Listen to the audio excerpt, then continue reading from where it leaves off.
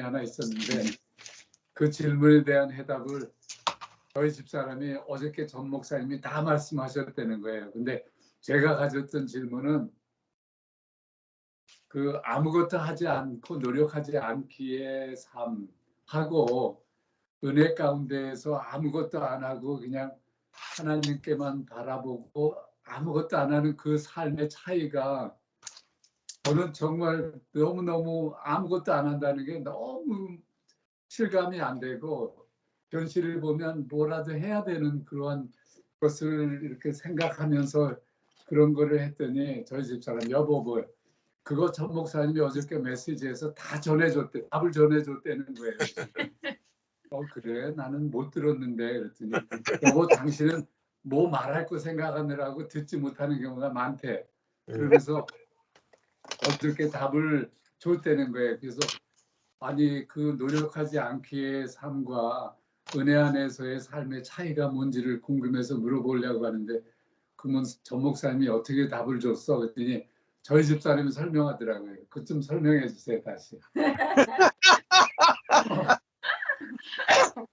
이건 정말 보화 같은 얘기를 하셨어요. 저희도 듣고 싶어요. 사모님 설명해 주세요. 사모님 해봐요. 신학을 공부하신 목사님이 지금 사모님한테 신학을 배우시는. 어저께 다 말씀하셨대요, 전 목사님이. 그러면서 저한테 얘기해 주더라고요. 듣고 났더니 너무 은혜되는 거예요. 한번 얘기해 주세요. 은혜됐으면 당신이 해야지. 아니야. 사모님 한번 해주세요. 어제 들으신 거예요? 아니 어저께 한 거기보다는요 우리 목사님이 이렇게 아무것도 안 하면서 건달같이 그냥 사는 거하고 하나님의 은혜가 임했다 그러고서 하나도 안 하는 거하고의 그 차이가 뭔 것 같으니 저한테 자꾸 물어봐요.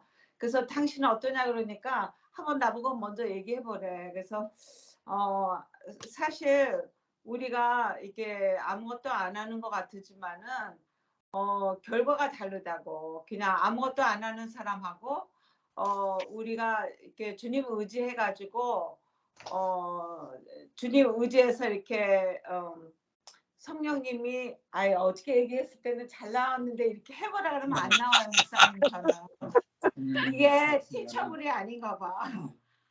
아니 그러니까요. 내 자랑이 이게 제가 결론을 얘기한 거는 성령 이렇게 아무것도 안 하지만은 내 안에서 성령님이 나를 이끌어 주셔가지고 성령님을 따라서 우리가 하는 거는 무엇을 해도 내가 한 거가 아니고 성령님이 이끌어 주셔서 하신 거기 때문에 그것이 자랑이 내 자랑이 되지 않고 주님이 이렇게 해주셨다가 된다고 그랬어요.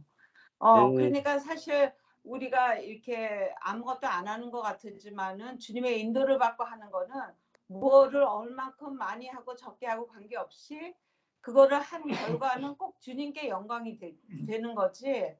우리가 아무리 잘했다고 우리가 받을 수 있는 거 하나도 아니라는 거를 얘기했어요 어저께.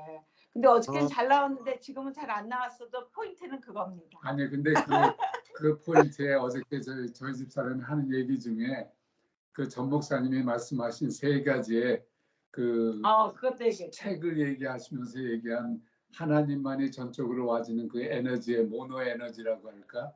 그다음에 두 번째는 시너지로 우리 자신이 우리가 추구해서 내가 뭐를 해보려고 하는 그 에너지의 세계에서 세 번째 에네르기야. 아니요, 세 번.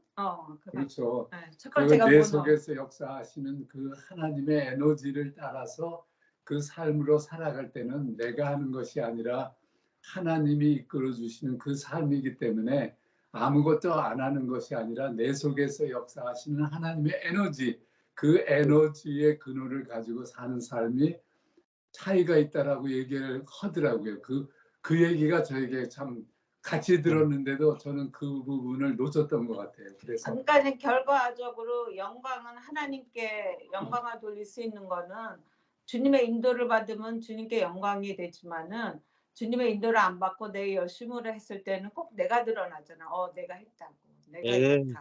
그러니까 Here's the Infinite라고 그랬어요. 저는 예. 항상 그 무의도식하지 않냐, 무의도식하고 아무것도 안 하고 그냥 감나무 밑에서 감이 떨어지기만을 기다리는 그런 삶의 이미지가 딱 보이면서 도대체 주 안에서 정말 아무것도 안 하고 하나님의 은혜만으로 산다라고 하는 그거가 수없이 들었으면서도 그 부분이 과연 어떻게 그 삶이 정말 그 어떻게 그렇게 생활이 될 수 있는가 하는 거에 그런 부분이 들으면서도 5년간 들으면서도 좀 풀리지 않는 부분들이 늘 그 있고 그래도 뭘 해야지 하는 생각이 들었었는데 어저께 그런 말씀을 하셨다고 그래서 참 새롭게 저에게는 참 응답이 되는 것 같아서 아주 참 은혜가 됐었습니다. 아멘. 아, 그럼 된 거야? 아유, 사모님이 훨씬 지금 뭐 나으신데요. 아니 그러니까요 목사님 사실 은혜 복음 십자가의 복음의 말씀은 나를 빼는 거잖아요. 나는 죽고 그리스도가 산다는 게 이제까지는 다 나를 나타내려고 살았으니까 맨날 공고했죠. 근데 내가 없이 내가 죽고 그리스도가 사는 거는 사실 자랑이 없어지는 거잖아요. 자랑이 죽는 십자가. 그러니까요 이렇게 뭐를 나타내려고 하는 거가 아니고 또 누구한테 얼만큼 괜찮은 거를 보이려고 하는 게 아니니까요. 은혜 복음 십자가의 복음은 굉장히 저력이 있어요. 아멘. 아유, 야, 뭐 정리를 엄청 잘하셨네요, 사모님이. 목사님을 설득할 정도면 뭐 확실하게. 그래서 어제 1700회가 나온 것 같아요, 하루 만에. 기록입니다, 기록. 하루 만에. 한 13시간 만에 1700회가 나왔어요. 예. 아마 모르겠어요. 그게 유튜브가 올려준 건지 하여튼 사람들이 반복해서 많이 들어서 그런지 내용이 좋았던 모양이에요. 예. 우리 박별 목사님이 한 말씀 하셔야지 왜 유튜브가 그렇게 많은 호응이 있었는지 목사님은 어떻게 생각하셨어요? 때가 된 거죠. 때가 됐어요. 맞아요. 아멘. 하나님의 때가 된 거죠. 예. 5년 부렸으니까 이제 그래, 어디 구독자도 좀 몇 명 더 늘었다, 하루 만에 몇 명 더 늘었더라고요. 예. 덕분에 저희도 같이 올라가는 것 같아요. 구독자. 정말. 예, 추천 채널 해놓으니까 이제 아마 좀 네. 같이 올라갈 것 같아요. 예. 어제 했던 게 정확하게 보면 모노지점하고요. 예, 모노지점. 모너. 예.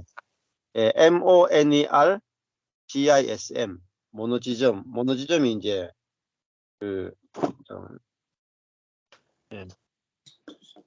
여보세요? 여보세요? 예, 예. 목사님. 예, 예. 예, 처음 뵙겠습니다. 아, 예, 지금, 예, 제가 지금 성경 공부 중이라 가지고, 예, 한 3시간 후에 좀 전화 주십시오. 네, 알겠습니다. 예. 예, 전화가 왔네요. 향기가 막 퍼져나가는 것 같아요. 향기가 그냥 온 땅에 다 퍼져나가서 그냥. 예. 아유, 감사하죠. 첫 번째가, MONERGISM, 모노지점입니다. 이거 단동설이라 그래요. 단동설. 이거는 신적인 행위 주체를 강조해요. 이 성부 하나님이 모노지점이라고 주로 보시면 돼요. 믿는 자의 행위 주체성을 무로 만드는 것입니다. 믿는 자가 하는 게 없는 거예요. 그래서 이거는 신적 행위 주체가 100이고 인간적 행위 주체가 0인 것으로 이해한다. 이게 모노지점입니다. 하나님 100%, 인간 0%. 제가 설명 자주 하잖아요. 이게 우리가 0% 빈 그릇이 되고 하나님이 100% 되는 이 모노지점인데 이게 틀린 말이 아니에요. 이 모노지점을 말하는 분들이 있는데 저도 모노지점을 말하죠. 근데 모노지점만 말하면 안 되죠. 모노지점에다가 반드시 세 번째가 에너지점이에요. 에너지점을 같이 붙여야 돼요. 그러니까 에너지점이 ENERG, 에너지, GISM, ENERGISM, 에너지점입니다. 이거는 이제 다른 용어로는 그 non-competitive, 예, 그러니까 비경쟁적 모델이에요. 하나님과 사람이 경쟁하지 않는 그런 모델인데 상호 협력적이라는 거죠. 하나님과 사람이 그 성령이 우리 안에서 이제 일하시는 모델이거든요. 이렇게 말한다. 신자의 행동은 전적으로 하나님의 행위인 동시에 전적으로 믿는 자들의 행위도 된다. 왜? 연합되어 있으니까. 인간은 성령을 통해서 먼저가요. 인간은 성령을 통해서 활동할 수 있는 힘을 공급받아 활동하며 이런 활동 가운데 선한 행위가 발생할 경우에 어떻게 되느냐? 그 원인을 전적으로 하나님께 돌릴 수 있음을 인정한다. 모든 영광을 하나님께 돌리는 모델이 에너지점입니다. 사람이 도구로 쓰임 받지만 그 성령이 시작했기 때문에 모든 영광은 전적으로 하나님께 돌아가는 게 바로 에너지점이다. 이렇게 말해요. 설명을 너무 이 부분이 사실은 교리신학에서 하나님의 역할과 사람의 역할 이 논쟁이 엄청나게 오래된 논쟁이에요. 그렇죠. 예. 예, 요거는 이제 책 몇 페이지 정도 몇 페이지인가요? 책은 제가 정확하게 몇 페이지인지 모르겠어요. 정확하게. 예. 아, 네네, 알겠습니다. 나중에 제가 알려드릴게요. 그게 그 다음에 중간 두 번째가 시너지점이에요. 시너지점이 그 신인 협력설이에요. 시너지. 그러니까 SYNERGISM 시너지점. 이거는 구원에 이르는 인간의 행동은 각각의 독립된 행위 주체자인 하나님과 인간이 협력해서 결정된다. 그러니까 사실은 시너지점은 신인 협력설은 예를 들어 내가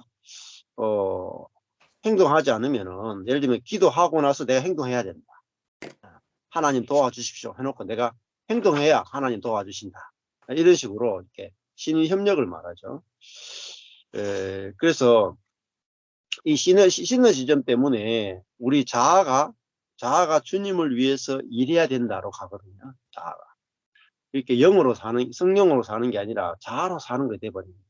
굉장히 제일 이해 못한 게 시너지점이라고 볼 수 있어요.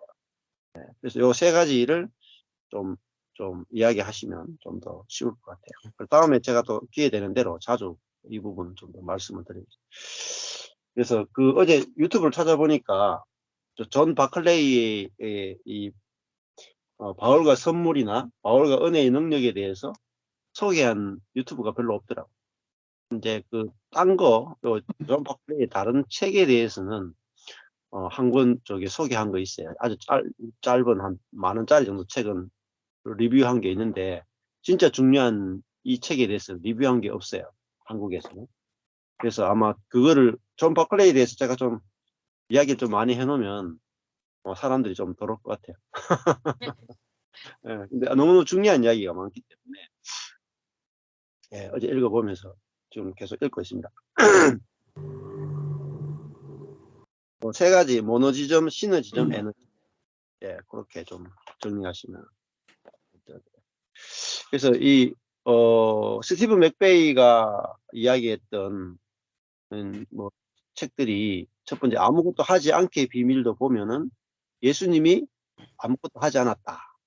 근데 어떻게 했느냐? 성령으로 하셨다. 이렇게 나와요. 성령으로 하셨다. 그게 이제 에너지점. 네. 예수님이 아무것도 하지 않았다.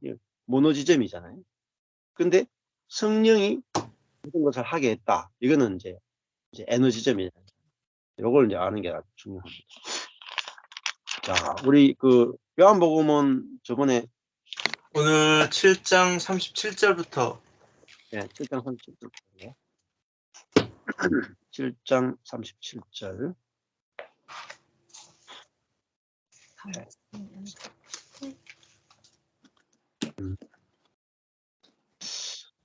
명절 끝날 곧 큰 날에 예수께서 서서 외쳐 가라사대. 저번에 이제 나 있는 곳에 오지도 못하리라. 이렇게 예수님께서 말씀하셨죠. 나를 보내신 이에게로 돌아간다. 너희들은 나 있는 곳에 올 수 없다. 그 나 있는 곳은 이제 하나님 아버지께로 돌아가는 거잖아요. 그리고 하나님 아버지께 돌아간다는 말은 하나님과 연합된 세계로 간다라는 거 우리가 이해할 수 있죠. 이것도 나 있는 곳은 결국은 아버지께 돌아가는데 이건 결국은 부활의 세계라고. 부활의 세계. 예수님 죽고 부활하잖아요. 그러니까 옛 세계가 끝나고 이제는 새로운 창조의 세계, 새 하늘, 새 땅, 새 예루살렘으로 간다고 볼 수가 있죠.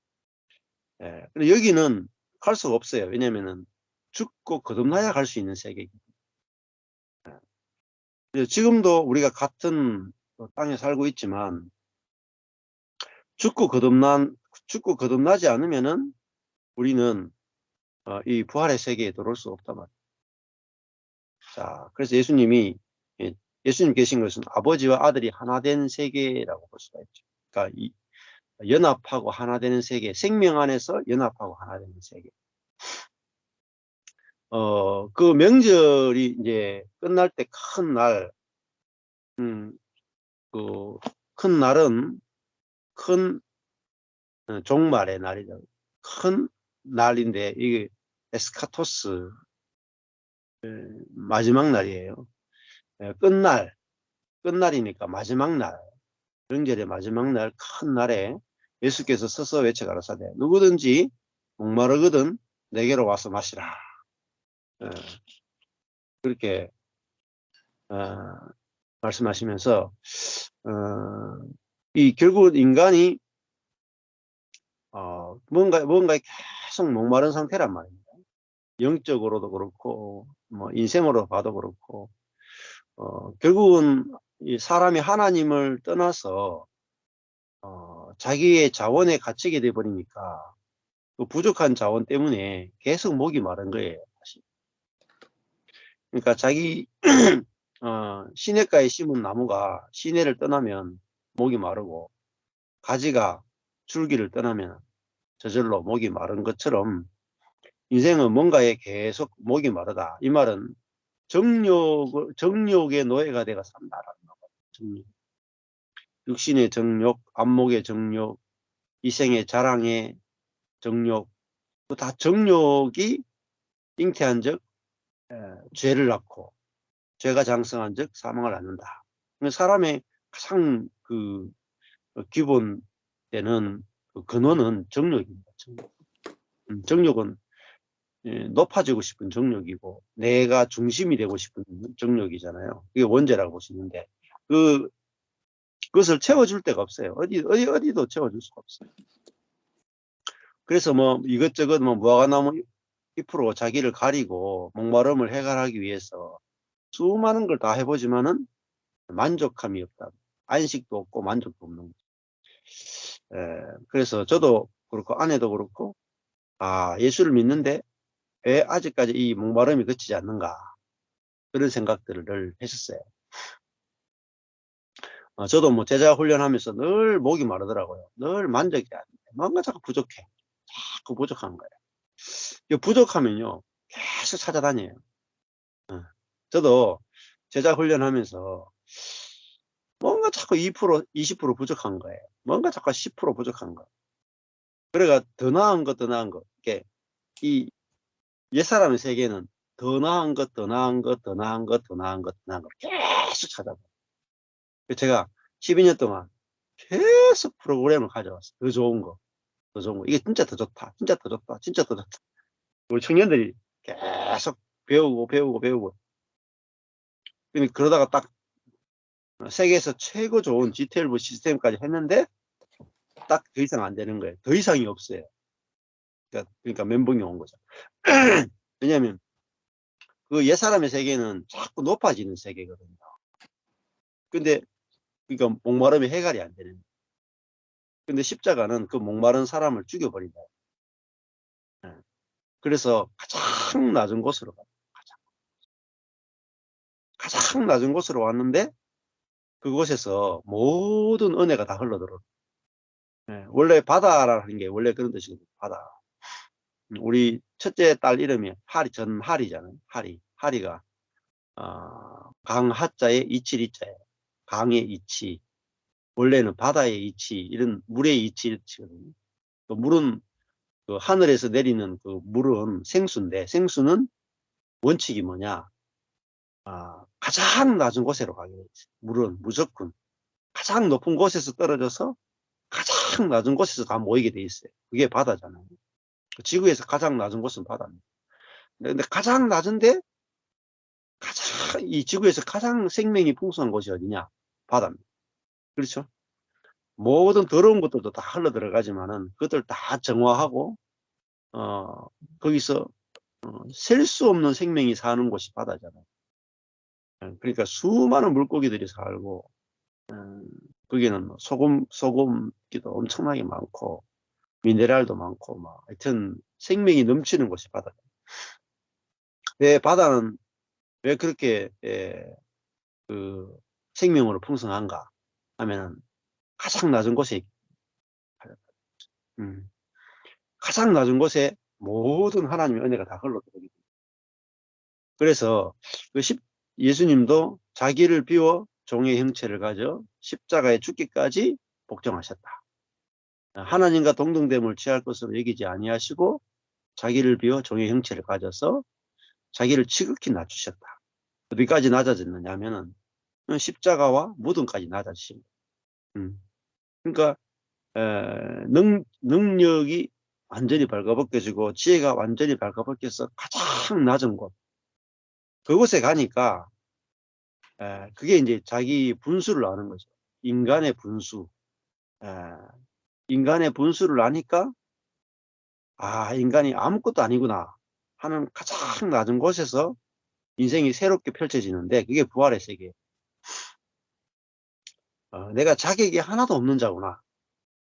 그러니까 왜 목이 마르냐면은 자격이 있다고 생각하니까 목이 말라요. 그러니까 내가 이 정도는 대접을 받아야 되는데 내가 목사인데 이러면 내가 사모인데 내가 나이가 이만큼 됐는데 내가 학교를 이만큼 나왔는데 내가 뭐 다 버리고 헌신했는데 나는 이 정도는 대접받을 자격이 있지 않는가. 그 대접받을 자격을 생각하는 만큼 목이 말라요. 안 그래요? 누가 채워줍니까? 누가 대접해 줍니까? 아무도 대접해 주지 않아. 아무도 알아주지 않아요. 내가 목사입니다. 외쳐보세요. 누가 대접해 주나? 아이고, 제가 다 버린 사모입니다. 어쩌라고. 아무도 안 알아줘. 아무도 대접 안 해줘. 그러니까 내가 대접받을, 인정받을, 칭찬받을 자격을 가지고 있으면 목이 많아요. 그리스도인들이 막 주님을 위해서 온갖 선을 다 행하고 대접받기를 기대하잖아요. 헌금하고 나서 하나님 축복해 주길 기대하잖아요. 안 오거든. 안 오면 그때부터 목이 말라. 근데 언제 목마름이 끝나느냐? 나는 어떤 대접도 받을 자격이 없습니다. 그러니까 옛사람의 철저한 부패를 알면 우리는 대접받을 자격 없는 정도가 아니고 심판받을 자격 네. 죽어야 될 자격만 있는 거야. 죽어야 될 자격. 옛사람은 십자가에 죽어야 될 그것밖에 없지 대접받을 자격이 1도 없어. 1도. 우리가 하는 건 선한 것이 하나도 없어요. 사실.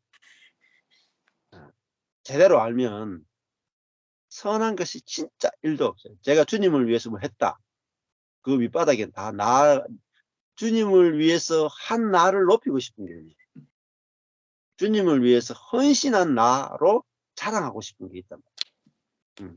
그러니까 옛사람의 그 부패성을 깊이 알아야 내 자신을 자랑하지 않게 되고 상대방에 대해서는요 시험에 들지 않아요. 아멘. 옛사람을 깊이 모르는 사람은 시험에 들어요. 옛사람이 얼마나 부패 있는지, 얼마나 자기중심적인지, 얼마나 절망적인 상태인지, 인간에 대해서, 옛사람에 대해서 절망적 상태라는 걸 알아야 상대방에게 선악을 판단 들이대지 않거든요. 근데 사람이 원죄를 이야기 안 하면 선악의 판단이 끝이 안 나요. 그러니까 사람은 우리가 생각하는 인간보다 훨씬 더 악해. 어느 정도 악하냐면, 노아 홍수 때 보면 알 수 있잖아요. 사람이 생각하는 것이 어릴 때부터 항상 악하다. 항상 악해. 항상 악하다는 말이 뭐 윤리적이고 도덕적인 죄를 짓는다는 뜻이 아니에요. 인간의 생각하는 것이 자기밖에 없단 말이에요. 자기. 그리고 자기가 하나님 되고 싶은 그 욕망 하나 가지고 가는 거예요, 인생이. 그러니까 하나님처럼 되고 싶은 욕망 하나 가지고 정욕 하나 가지고 사니까 목이 마르잖아요. 피조물이 하나님 어떻게 돼요? 될 수가 없는데. 될 수가 없는 거를 갈망하니까 목이 마를 수밖에 없어요. 사람은 성령을 받아도 사람이에요. 우리가 하나님의 사랑을 받아도 사람이잖아요. 우리는 피조물이구나. 피조물이구나. 그리고 피조물로 지어진 것이 하나님 보시기에 가장 좋은 것이고 우리에게도 가장 좋은 것이구나. 이렇게 알아져야 목마름이 탁 사라진다. 그 목마름이 사라질 정도가 아니고 38절에 가니까 나를 믿는 자는 성경에서 말하는 것과 같이 그 배에서 생수의 강이 흘러나리라. 생수란 말은 생명의 물이다. 살리는 물. 썩은 물이 아니고 제가 지금 저희 예배당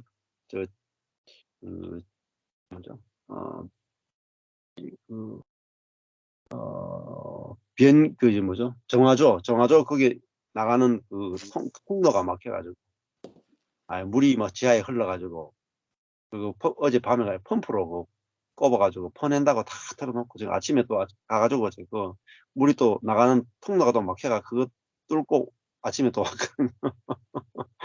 그러니까 좀 정화됐지만은 그 위에 정화조 위에 있는 물 다 뽑아내고 왔는데 똥물 냄새가 났다. 썩은 물이 냄새가 나죠.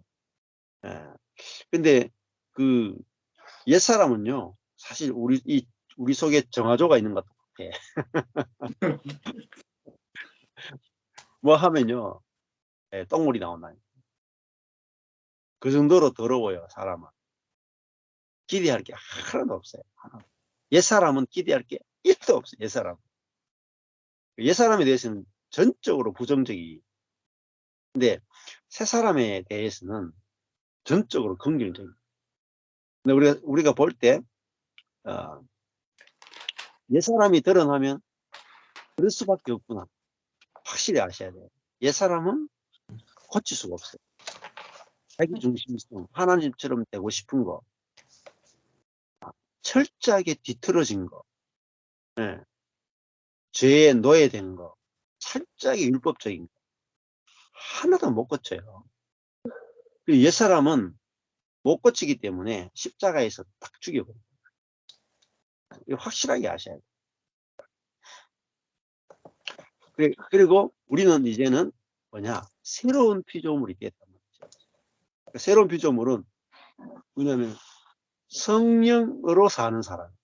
성령과 우리의 혼이 연합돼 가지고 몸의 정욕을 이기는 사람. 이게 새로운 사람이에요. 그러니까 혼이 기능으로서 빈 그릇으로 있는 사람. 빈 혼으로.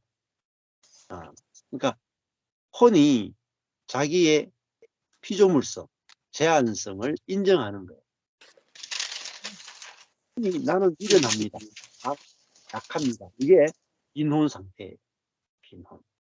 그러면은 성령과 연합되어서 성령이 우리의 빈혼을 예, 통치하신단 말이에요. 이게 에너지점이에요. 에너지. 성령이 우리 안에서 역사하신단 말이에요. 역사하시는 분의 역사를 따라서 역사합니다. 그러니까 그것도 존 바클레이가 우리 안에서 일하시는 하나님의 능력을 일하심을 하나님의 역사하심 일이다 이렇게 이야기하거든요. 우리 안에서 일하신다. 우리 안에서. 하나님은 우리 안에서 일하시는 세계 이게 아주 중요해요. 그래야 생수의 강이 흘러넘쳐요. 어디서? 우리 제 속에 있는 영에서 성령으로부터 출발돼야 혼을 거쳐가지고 몸을 거쳐가지고 바깥으로 성령의 이 생수가 우리 안에서부터 흘러나온다. 그러니까 우리 배에서 생수의 강이 흐른다는 것은 완전히 다른 피조물이란 뜻입니다. 이전에 없던 새로운 피조물이란 뜻이에요. 예, 예수님이 말씀하실 때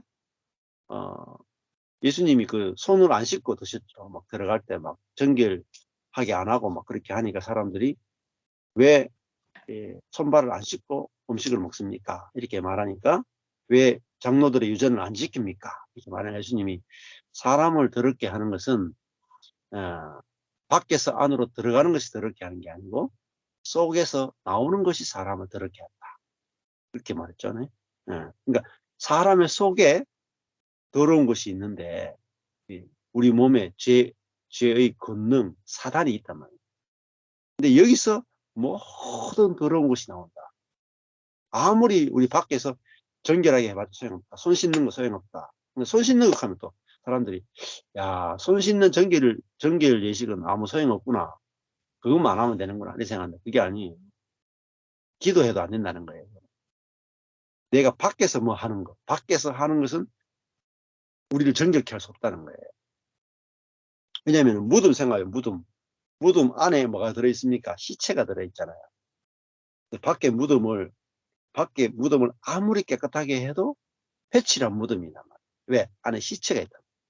진짜 깨끗하려면 안에 있는 시체를 부활시켜야 돼요.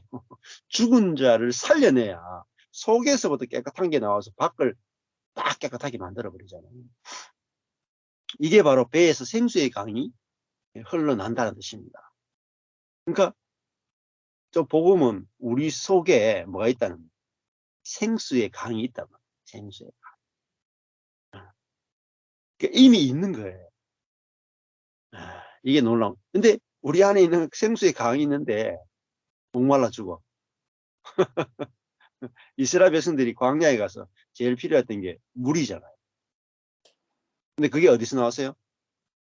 반석이 깨어져서 반석에서 나왔죠. 반석. 나올 수 없는 곳에서 물이 나왔다니. 광야에 있는 그 큰 안반에서 그 광야에 그 비가 내립니까? 비도 안 내리는데 그 돌멩이 속에서 큰 바위 속에서 200만 명이 먹을 수 있는 물이 나왔다. 그 반석은 그리스도라고 합니다. 반석은 그리스도다. 그리스도에게서 생수가 나온다. 그러니까 우리 안에 그리스도가 들어오면 깨어진 반석으로부터 생수가 나와요. 깨어졌다 하는 게 뭡니까? 깨어졌다. 이게 죽었다는 말이에요. 옛사람이 죽고 그 속에서 부활의 성령에 의해서 생명이 나왔다. 근데 이게 나를 믿는 자는 성경에 이른 것 같지, 성경에 예언된 것과 같지 않다. 이 예언이 에스겔서 이사야 12장하고 에스겔서 47장이 나오는 이야기죠. 한번 찾아볼까요? 네, 구약의 예언이 지금 예수님한테 와서 성취가 되는 거예요. 이사야 12장 3절.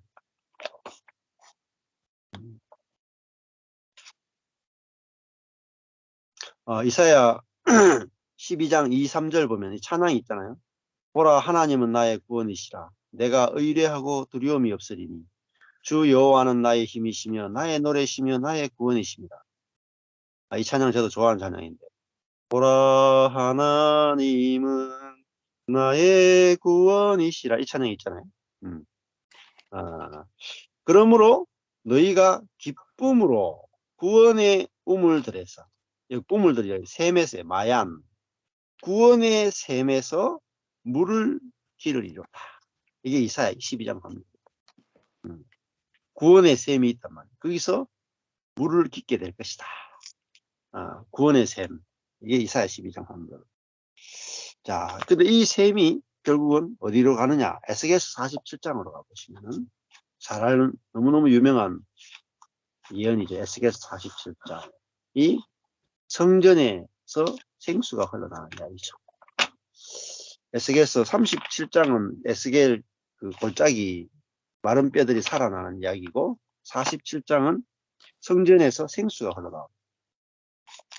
에스겔서 47장 1절에 보면은 그가 나를 데리고 전문에 이르시니 전의 전면이 동을 향하였는데 그 문지방 밑에서 물이 나와서 동으로 흐르다가 전 우편 제단 남편으로 흘러내리더라.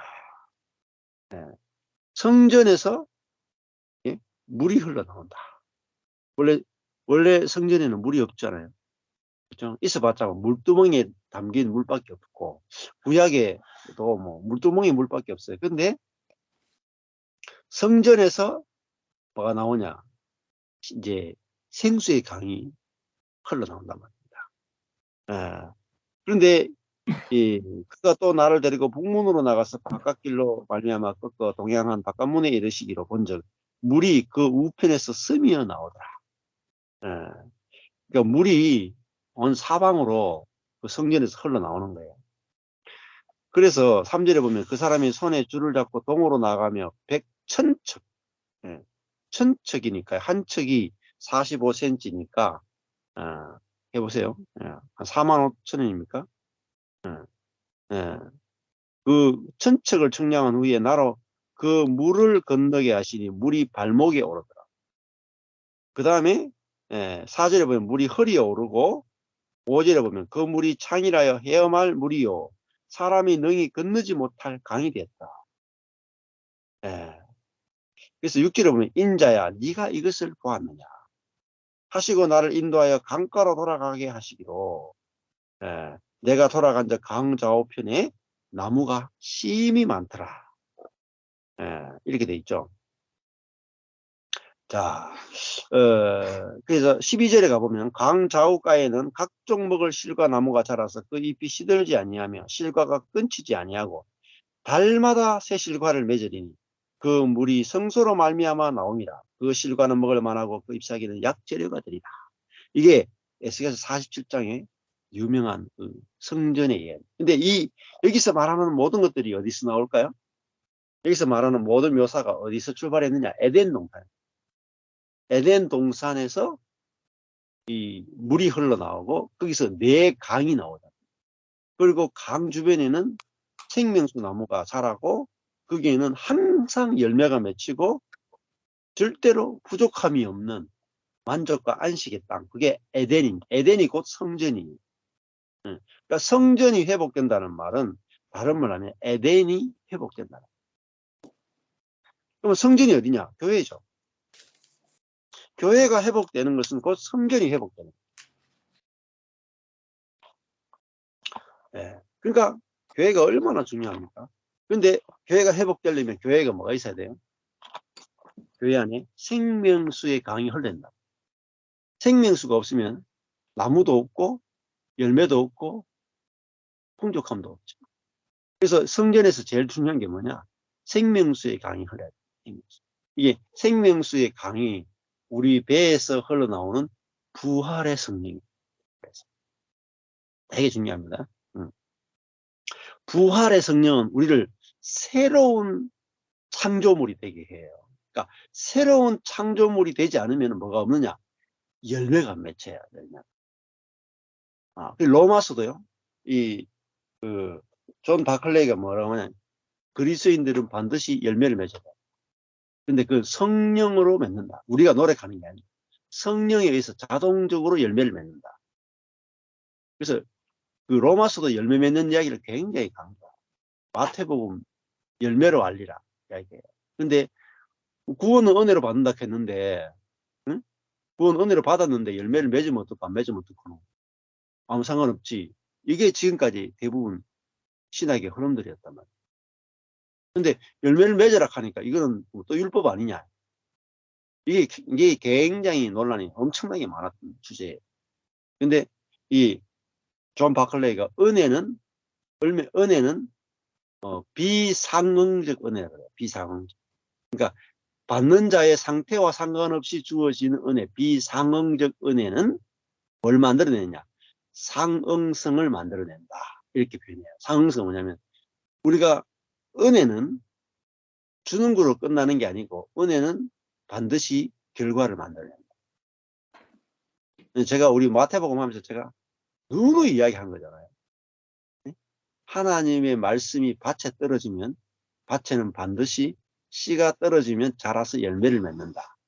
그리스도인이 열매를 맺지 않는 것은 올바른 복음을 못 들었기 때문이다. 네. 그러니까 은혜의 복음은 반드시 밭에 떨어지면 그 밭에서 열매를 맺는다. 성령이 열매를 맺는다. 계속 제가 이야기했잖아요. 그게 지금 존 바클레이가 이야기하는 거예요. 그러니까 성경을 성경대로 보면 이런 대신학자들 아니더라도 너무 쉬워요. 쉬워. 그렇게 쉬운 거를 뭐 이렇게 막 대신학자가 나와야 뭐 당연히 열매를 맺죠. 근데 그게 성령으로 열매를 맺죠. 근데 존 바클레이도 정확하게 이야기하고 마이클 호튼도 똑같이 얘기해요. 성령으로 말미암아. 근데 그 성령이 어떠냐? 부활의 영이다. 부활의 영. 아주 강조해요. 마이클 호튼의 성령론도 그렇고요. 지금 존 바클레이도 성령을 이야기할 때 계속 부활의 영은 뭐냐? 부활의 영은 창조의 영이다. 창조의 영. 그러니까 하나님의 성령은요. 창조의 영이에요. 창조는 뭐냐? 봐라. 무에서 유를 창조하는 거예요. 무에서 유를 창조. 하나님의 창조는요. 있는 것에서 있는 것을 만드는 게 아니고 없는 것에서 있는 것을 만드는 거예요. 이게 하나님의 창조의 특징이에요. 그러니까 사람은 절대 열매 맺을 수 없다 하는 그 자리에서 열매를 맺죠. 제가 읽어 드릴게요. 여기서 이제 바클레이가 이 책 바울과 은혜의 능력 188페이지 보면 이런 게 있어요. 하나님의 의, 이 로마서에서 아주 중요한 게 1장에 보면 하나님의 의에 대해서 말합니다. 하나님의 의는 신적인 행위, 곧 하나님이 변함없거나 오롯이다는 것뿐만 아니라 하나님의 의는 세상을 바로잡고 잘못된 것을 고치신다는 것도 함축한다. 그러니까 하나님의 의는 바클레이를 말하면 하나님의 능력이다 이렇게 말해요. 하나님의 능력. 그러니까 복음은 능력이다 그러잖아요. 그 능력인데 아무 일도 안 일어나. 가능합니까? 불가능하죠. 능력인데. 그렇게 여기에는 아브라함이 발견했던 것처럼 아브라함이 뭘 발견했어요? 아브라함이 99세에 자기 몸이 죽은 것 같아. 죽었지만 죽은 몸에서 뭐가 나왔어요? 이삭이 나왔죠. 사라도 경수가 끊어서 자기 몸이 죽었는데 죽은 자기 몸에서 뭐가 나왔어요? 이삭이 나왔죠. 그렇잖아요. 부활이 아니라 부활. 아브라함과 사라가 뭘 경험했느냐? 구약시대에 부활을 경험했어요. 죽은 자기로부터 생명이 나왔잖아요. 그러니까 아브라함과 사라의 믿음은요, 철저하게 부활의 믿음이란 말이에요. 그러니까 내가 죽었는데 내 속에서 생명이 나와. 이런 기적이. 그러니까 허물과 죄로 죽었던 너희를 살리셨다. 이게 부활이란 말이에요. 부활. 그러니까 그리스도인 믿음은 십자가만 믿는 게 아니라 부활이다. 부활. 자, 그래서 아브라함이 발견했던 것처럼 죽은 하나님의 의는 죽은 자들에게 생명을 주시며, 그 다음에 존재하지 않는 것들을 존재하도록 부르시는 능력이 포함된다. 로마서 4장 10절 나와요. 로마서 4장 10절에 보면 없는 것들을 있는 것으로 부르시는 거예요. 존재하지 않는 것들을 존재하도록 부르는 능력이 뭐냐? 이게 창조의 능력이고 부활의 능력이에요. 이 성령은 뭐냐? 부활의 영이고 창조의 영이란 말이에요. 우리가 성령을 받았다는 말은 부활의 영을 받았고 창조의 영을 받은 거예요. 없는 것이 막 나오는 거예요. 없는 것이. 없는 것이 막 나오는 거예요. 네, 하나님에 의해서 창조되어서 나오는 거예요. 창조되어가지고. 이 능력은, 부활의 능력은, 하나님의 능력은, 복음의 능력은 인간의 능력에 대한 보충, 즉 인간의 부분적인 성취를 보강해 주는 것이 아니라, 지금까지 대부분 그리스도인들은 이 복음의 능력이 인간의 능력이 부족한데 그 능력을 보충해 주는, 하나님 내 능력이 부족한데 도와주십시오. 그래서 능력을 보충해 주는 성령으로 알았잖아요. 대부분 그렇게 이용했잖아요. 그것이 아니라 정확히 표현이 아주 재밌어요. 인간이 막다른 길에 이르렀을 때 역사하는 것이다. 인간이 막다른 길에 이르렀을 때, 이게 뭐죠? 십자가잖아요. 인간의 능력이 끝났을 때 능력이 끝났구나. 능력이 제로구나. 이제 나는 내 인생은 여기서 끝이구나. 할 때 우리 안에서 창조해요. 부활시켜버린다. 없는 것에서 있는 걸 새 것이 나와버려요. 이게 부활의 능력이에요. 이게 성령의 능력이에요. 이게 복음의 능력. 그러니까 인간이 옛사람으로 보면 절망적 상태. 근데 그 절망이 뭐죠? 막다른 길이라고.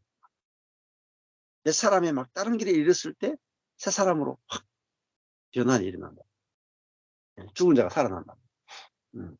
그래서 예수님을 배신하고 도망갔는데 베드로가 첫 번째 사도가 되잖아요. 바울이 예수님을 핍박하러 갔는데 세 번째 사도가 되잖아요. 그게 바로 부활의 능력입니다. 그 사람에게는 아무것도 없는데 하나님이 그 안에서 성령이 들어가서 그 속에서 새로운 것을 창조해버려요. 그러니까 절망할 사람이 누가 있겠습니까? 그죠? 아무도 없는 거예요. 모든 사람에게 다 복음이 되는 것, 기쁜 소식이 되는 것은 이 하나님의 창조의 영, 성령, 부활의 영 때문이잖아요. 근데 그 영이 우리 안에서만 계신 게 아니라 이제 흘러나온다. 흘러나와서 사람들에게 흘러간다. 예. 이게 교회에서 이 생명의 성령, 부활의 성령이 강처럼 흘러나온다. 이거 보면 얼마나 장관이겠어요. 에스겔은 이걸 예언으로만 봤는데 지금 우리 시대에는 이거 실제를 경험하는 시대란 말이에요. 예. 에스겔은 그냥 막 애니메이션으로 받는 거예요. 우리는 실제로 사는 거예요. 실제로. 우리가 얼마나 복된 시대에 태어났는가. 근데 이거 이루어진 일을 모르면요, 에스겔보다 못해요. 아예 환상도 못 보고 죽는 그러신데 얼마나 많아요. 우리는 실제에 사는 시대다. 성경의 이름과 같이 그 배에 생수가 하는 날이다. 자, 그래서 아내도 간증 가운데 그런 이야기를 자주 해요. 내가 예수 믿는데 계속 목이 말랐다. 그런데 이 은혜 보고 십자가 보고 만나고 나니까 목마름이 없다. 이 생수의 강이 흘러나서 우리가 더 이상 목마르지 않는다. 이게 알아지더라.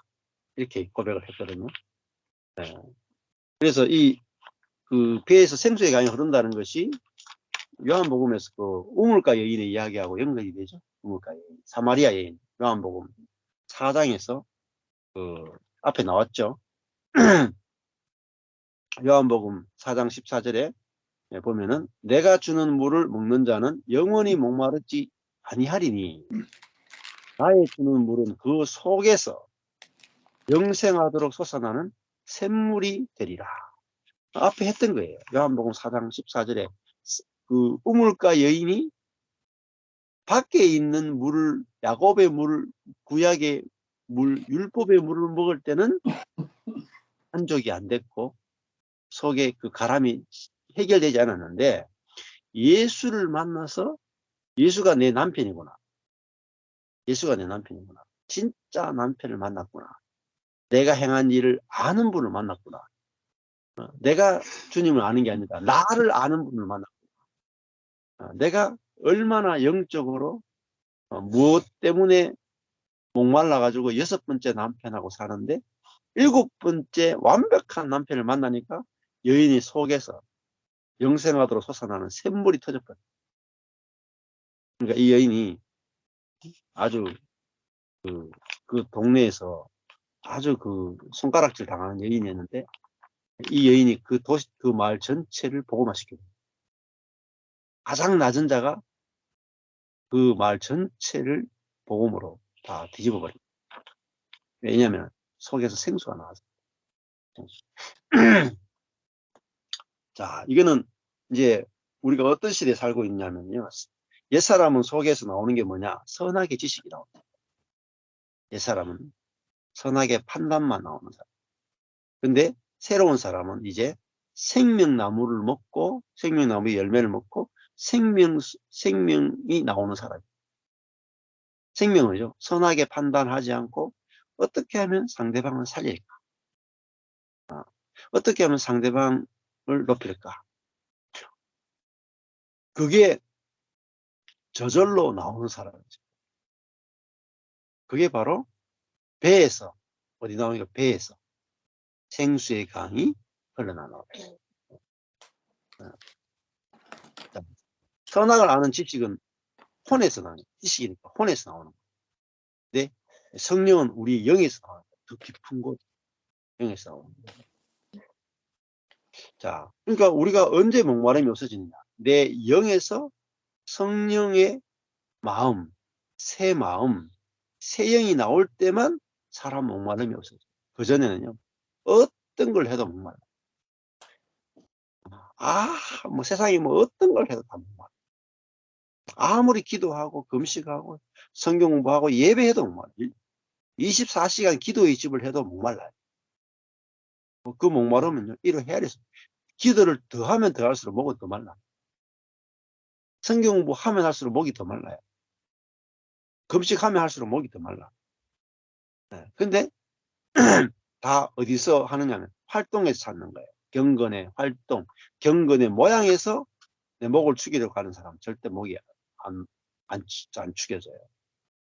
결국은 경건의 활동이 아니고 경건의 모양이 아니라 우리 속에서 생명의 성령, 부활의 성령이 내 속에서 새 마음을 창조해 가지고 새 마음, 선악의 판단이 없는 자기를 낮추어서 남을 높이면서 남을 살리는 상대방에게 당신은 그리스도 안에서 온전합니다 하는 것이 나오는, 그것이 내 배에서 나올 때 나도 살고 상대방도 살리는 거예요. 다 살리는 거예요. 다 살리는 거예요. 자, 이 생수의 성령이 우리 속에 있다. 근데 나오면 뭐가 돼요? 짤짤짤 한 방울 한 방울 나온다는 게 아니에요.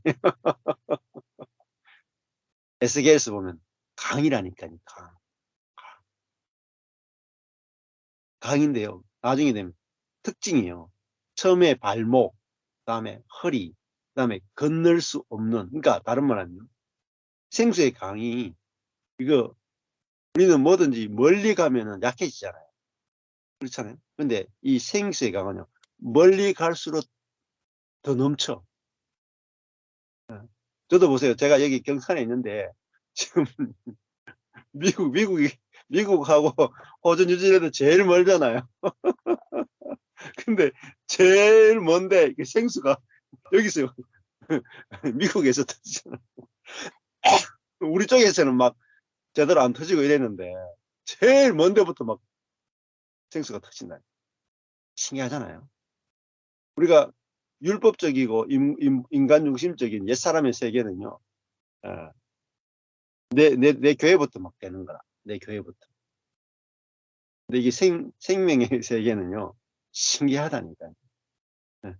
이렇게 그쪽 경산하고 지금 뉴욕, 뉴저지잖아요. 이런데도 공부를 통해서 이 먼 거리에 있는데도 지금 5년 동안 계속 성경 공부가 지속되고 생수가 터지잖아요. 그러니까 이게 성경 그대로 이루어지는 거예요. 저는 이전에는 이런 세계를 전혀 알지 못했어요. 진짜 우리 속에 부활의 성령, 새 창조의 성령, 그죠? 새 마음, 새 영을 알게 되면은 목마름이 없어져요. 근데 그러면은 내가 지금 영적으로 계속 목마른 상태로 살아간다. 이 말은 진짜 복음의 진수를 아직 부활의 성령까지 못 온 거예요. 알아도 지식까지밖에 못 온 거예요. 저는 이 십자가 부활, 이 부활의 성령, 내가 죽고 그리스도가 사는 걸 배우고 나서 13년 동안 저의 메시지나 뭐 모든 것들은 바뀐 게 한 번도 없어요. 왜냐면은 만족이 됐기 때문에. 복음은요, 좌행참, 좌로부터 만족에서 출발한다 그랬잖아요. 완성에서 출발한다 그랬잖아요. 그러니까 완성에서 완성으로 들어가는, 완성이 더 깊은 완성으로 자라나는 거예요. 그러니까 배에서 생수가 나오는데 생수부터 나오는 거예요. 조금 이제 처음에 물이었다가 조금 지나니까 물이 조금 더 나은 물이 됐다가 제일 나중에 생수가 되는 게 아니에요. 처음부터 완벽한 생수가 나오는 거예요. 그러니까 복음은 우리가 아직은 죄인인데 내가 말씀과 기도 생활을 해서 좀 더 거룩해지고 좀 더 거룩해지게 해서 나중에 영화롭게 된다. 이게 아니라니까요. 복음은 예수를 믿는 그 순간부터 이미 영화롭게 된 거예요. 이미 거룩하게 된 거예요. 이미 의롭게 된 거라니까요. 의롭게 되었기 때문에 의가 나오고, 거룩하게 되었기 때문에 거룩이 나오고, 영화롭게 되었기 때문에 영화로운 게 나오는 거예요. 근데 이것이 점점 거룩과 의와 영광이 점점 자라난다니까요. 이게 복음의 세계.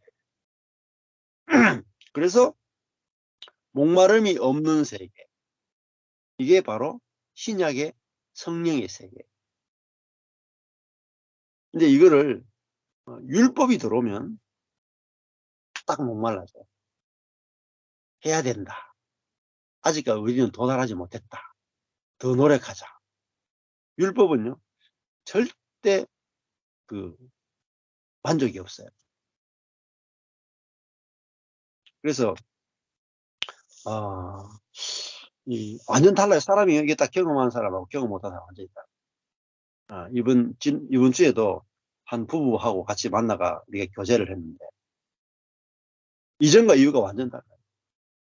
근데 옛날에 이렇게 생각해요. 옛사람 가면은 죄를 짓는 사람, 새사람 가면 죄를 안 짓는 사람 이렇게 생각해요.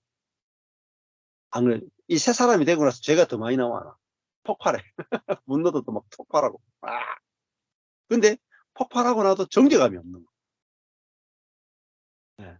폭발한 나도 살려버려. 내 안에서 옛사람이 나왔구나 하고 폭발한 나도 살려버리고. 그리고 마음이 너무너무 평안하다.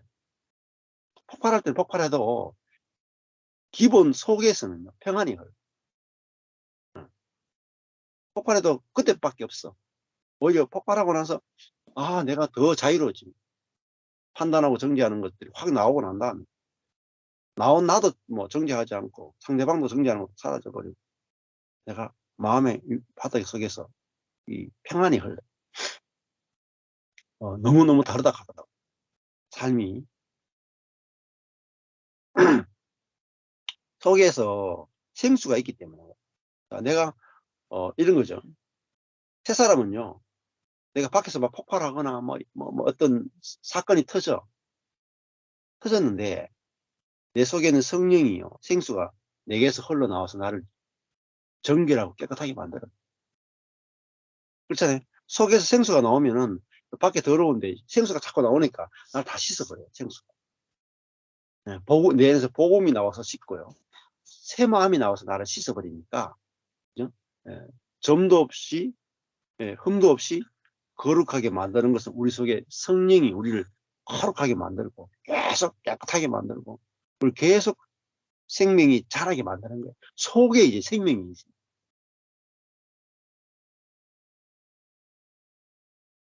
그러니까 모든 자원은 우리 속에 다 들어온 거예요. 하나님 우리 속에 산다는 말. 모든 자원이 우리 속에 다 있어요. 자, 그래서 내가 나를 더 이상 회개하고 내가 나를 씻는 노력을 하지 않아도 돼. 생수의 강이 흐르면 저절로 다 씻겨져요.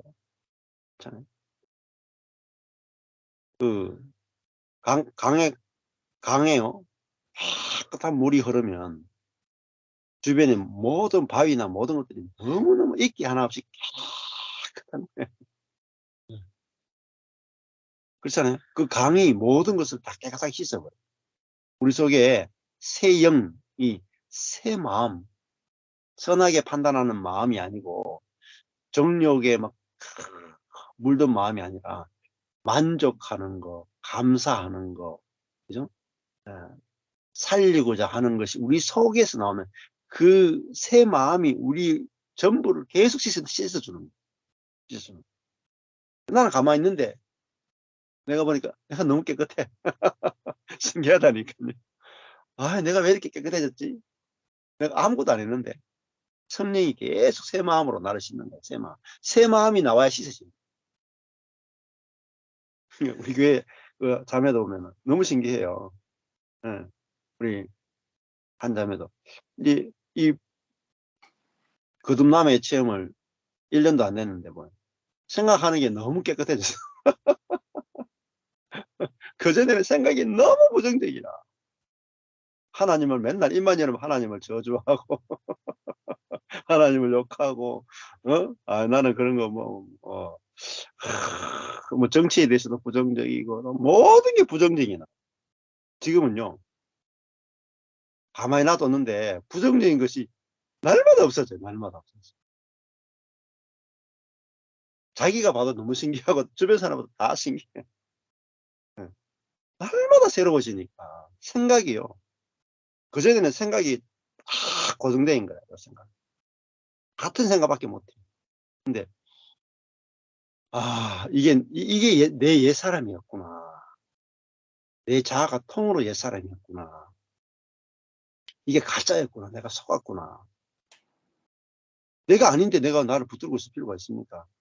내 생각이 내가 아닌데 내가 붙들고 있을 필요가 있습니까?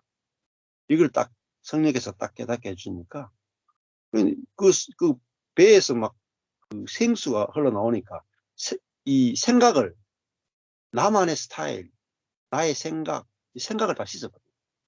감정도 씻고요. 의지도 씻고요. 다 씻어버려요. 정욕도 씻고요. 다 씻는 거예요. 요즘 이렇게 말하는 거 보면은 야, 저 생각이 저렇게 깨끗해졌나? 감정도 저렇게 깨끗해졌나? 야, 좀 뭐 시원한 게 나온다니까. 시원한 게.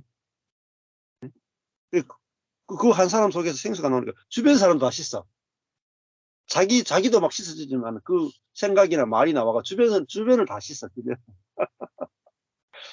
야, 참 재밌는 걸 보다니까요. 그냥 보고 있으면 신기해요. 아, 사람 속에서 진짜 모든 주변을 다 깨끗하게 하는 생명수가 흐르는구나. 강이 됐구나. 저는 제가 율법으로 제자들을 양육하고 섬길 때는 자기 깨끗해져가 남을 깨끗하게 하는 게 아니라 좀 주변에 보면 자꾸 그 사람 때문에 주변이 다 더러워진다니까. 갈등이 생기고 부딪히고 해가지고 부정을 근데 지금은 그게 구약이거든요. 구약은 부정한 것을 접촉하면 부정해진다는 거예요. 근데 신약이 오니까 예수님을 접촉하는 자마다 깨끗해져. 신기하죠? 유대인들이 예수님 보고 손을 씻어야 된다. 당신이 부정한 것을 접촉하면 부정한 것이 당신에게 오니까 손을 씻어야 된다 그랬잖아요. 근데 예수님은요. 예수님이 문둥병자를 만지면요. 문둥병자의 그 부정함이 그 더러움이 예수님을 더럽게 하는 게 아니라 예수님이 문둥병자를 만지면 문둥병자가 깨끗해져 버려요. 완전히 패러다임이 다른 거예요. 왜? 예수님 안에는 뭐가 흐르냐면 생수의 강이 흐른다. 하나님의 생명의 강이 흐른다. 근데 이것이 흘러가서 그 문둥병을 낫게 하는 거예요. 그게 뭐죠? 혈루증 앓는 여인의 이야기예요. 그러니까 혈루증 앓는 여인이 막 예수님이 막 인파에 몰려가 막 가고 있는데 자기가 모든 재산을 다 탕진하고 의사를 찾아갔지만 낫지를 못하는 거예요. 계속 몸에서 부정하게 피가 흐르는 거예요. 그러니까 이 여인은 다른 사람이 접촉하면 안 되는 부정한 여인이었어요. 그래서 다른 사람 만지면요 돌로 침을 당한다. 그런데도 자기는 그래서 예수님 몰래가 뒤에서 딱 옷자락을 탁 만졌어. 근데 예수님 속에서요. 예수님도 몰랐거든요. 누가 자기를 만지는지. 근데 딱 느껴지는 게 자기 속에서 생명이 흘러나가는 느낌을 딱 받았어요. 누가 나를 만졌느냐. 제자들이 아니 예수님 사람들이 이렇게 떠밀고 이렇게 있는데 누가 예수님을 만집니까? 사람들은 다 지금 다 부비면서 다 지나가는. 아니다. 누가 나를 만졌다. 내게서 능력이 나갔다. 생명의 능력이 나갔다. 그러니까 그 여인이 탁 물어보고 그러면서 주님 제가 당신을 만졌습니다. 그렇게 여인아 하면서 그 여인을 축복해 주잖아요. 너의 믿음이 너를 낫게 했다. 내가 그 예수님 정결하신 예수님 생명이신 예수님과 딱 접촉이 되니까 그 여인도 정결한 여인이 되버렸다. 자기의 노력으로 된 게 아니라 예수님과 딱 연합이 되니까 모든 부정함들이 다 사라지고 모든 더러움이 다 사라져버렸다. 우리도 우리를 정결케 하는 비결은 회개하고 막 기도하고 이런 게 아니에요. 내가 내 안에 예수가 살고 예수와 연합된 나를 보면은 내가 정결하고 깨끗하게 된 새로운 피조물로 내가 이미 창조된 걸 보게 되는 거예요. 그리고 그 새로운 피조물로 살게 되는 거예요. 자, 그러니까 내 안에 생수의 강이신 성령이 와 계시는구나. 그러니까 내가 나를 씻는 게 아니라 성령이 나를 새 마음을 계속 줘서 새 마음으로 나를 씻는다. 새 마음으로. 그러니까 새 마음이 계속 나와야 나를 씻는 거예요. 혼으로 하는 게 아니고 성령으로부터 정말 겸손한 마음, 온유한 마음, 사랑의 마음, 살리는 마음 그런 마음이 성령으로부터 나올 때 우리는 막 온 존재가 깨끗하게 씻어지고 흠이 없고 점도 없는 신부로 살아가게 된다. 자, 7장 39절에 이는 그를 믿는 자의 받을 생수의 강이 뭐냐? 성령을 가리켜 말씀하신 것이라. 그죠? 맞죠? 푸뉴마, 거룩한 영, 생수이신 성령. 이 성령을 가리켜 말씀하신 거죠. 근데 보십시오. 그 다음 말씀이 중요해요. 예수께서 아직 영광을 받지 못하신 거로. 그러니까 십자가에 죽고 부활해서 하늘 보좌에 앉으시는 이 과정을 거치지 않았기 때문에 어떻게 돼요? 성령이 아직 저희에게 계시지 아니하시더라. 이거는 새 영이니까요. 예수님이 반드시 십자가 부활과 승천을 거친 다음에 우리에게 보내주셔야 받을 수 있는 영입니다. 구약의 성령과 달라요. 그래서 이 성령은 우리 안에 들어와서 이제 내주하시는 성령이다. 그래서 우리 내주하니까 우리 배에서 생수의 강이 흐르게 만드신다. 자, 이 성령으로 사는 겁니다. 그래서 정상적인 그리스도인의 생활에서도 마지막에 영을 쫓았어. 영의 통치 아래에서 행하라. 영의 통치 아래 행하라. 영을 쫓아 행하라. 이렇게 나온다. 자, 요거를 이제 아는 게 아주 중요합니다. 여기까지 하십니다. 오늘 1시간.